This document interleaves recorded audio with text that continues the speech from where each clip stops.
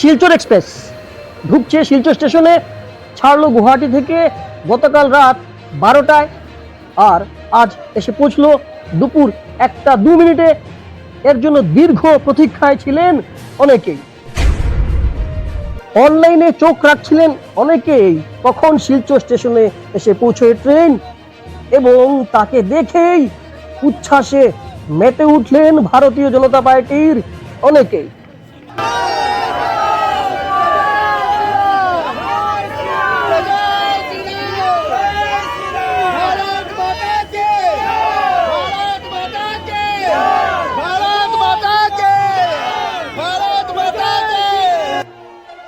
যাকে ঘিরে এত উচ্ছ্বাস, গলায় উত্তরীয় ফুল ছিটিয়ে দেওয়া হচ্ছে শিলচর স্টেশন চত্বরেই, তিনি আর কেউ নন, তিনি দিলীপ কুমার পাল, শিলচর বিধানসভার প্রাক্তন বিধায়ক, অসম বিধানসভার প্রাক্তন উপাধ্যক্ষ। আবার তিনি ফিরে এলেন ভারতীয় জনতা পার্টির নিজ দলে। কিছুদিন তিনি অন্যভাবে ছিলেন, তিনি বিধানসভায় গত ইলেকশনে তিনি হেলিকপ্টার চিহ্নে প্রতিদ্বন্দ্বিতা করেছেন নির্দল প্রার্থী হয়ে, কিন্তু এবার আবার ফিরে এলেন স্বমহিমায় দলীয় ক্ষেত্রে।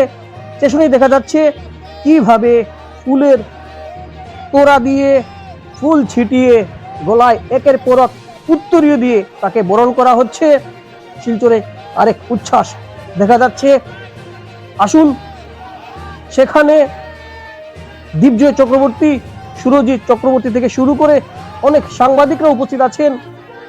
তাদের প্রতিবেদনে আমরা সেখানে কিছু দৃশ্য দেখি, এবং দিলীপ কুমার পাল মোদী সরকারকে এগিয়ে নিয়ে যেতে উনার কি কর্তব্য এবং কি স্বপ্ন রয়েছে তাও আমরা দেখি এবং বক্তব্য শুনি নর্থ ইস্ট নিউজে।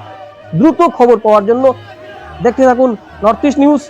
চ্যানেলকে সাবস্ক্রাইব করুন, কন্টেন্ট শেয়ার করুন, এ অনুরোধ রইল। ধন্যবাদ।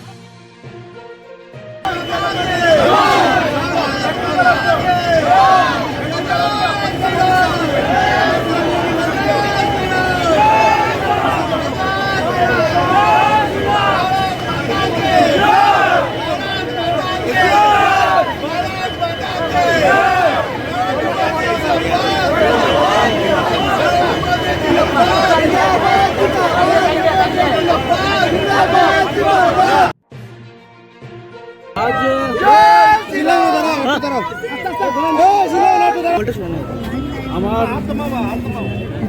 দেখতে পাচ্ছেন আপনারা এই বাঁধনহারা উচ্ছ্বাস, আমার সহকর্মী সহযোদ্ধা এবং আমার প্রিয় বন্ধুদের যে উৎসাহ, তাদের ভালো লাগাই আমার ভালো লাগা, তাদের আনন্দে আমার আনন্দ।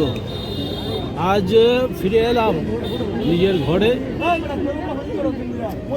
আমার সহকর্মী বন্ধুদের যে ইচ্ছা, যে আগ্রহ, তাদের সেই ইচ্ছাকে সম্মান জানিয়ে, তাদের ভালোবাসাকে সম্মান জানিয়ে, এবং সর্বোপরি আমার আসাম রাজ্যিক বিজেপির শীর্ষস্থানীয় নেতাদের আগ্রহ এবং নির্দেশে আমি আবার ঘরে ফিরে এলাম।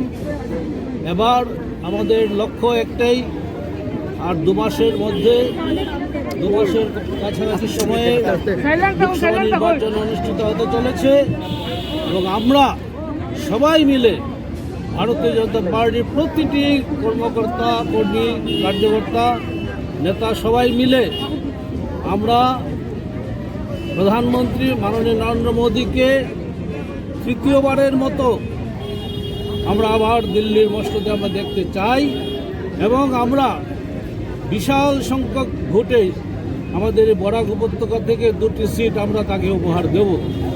এই প্রতিজ্ঞা আমরা নিচ্ছি, এবং আমরা সবাই মিলে, সবাই দলের ছোট বড় প্রতিটি কর্মকর্তা মিলে, সবাই মিলে আমরা দলকে শক্তিশালী করার লক্ষ্যে, দলের নিয়ম নীতি মেনে আমরা সবাই কাজে ঝাঁপিয়ে পড়ব। আমাদের এখানে কোনো ধরনের কোনো কম্প্রোমাইজ নেই। আমাদের লক্ষ্য একটাই, মোদিজিকে আবার প্রধানমন্ত্রী বানানো প্রধানমন্ত্রী হিসেবে আমরা দেখতে চাই। আর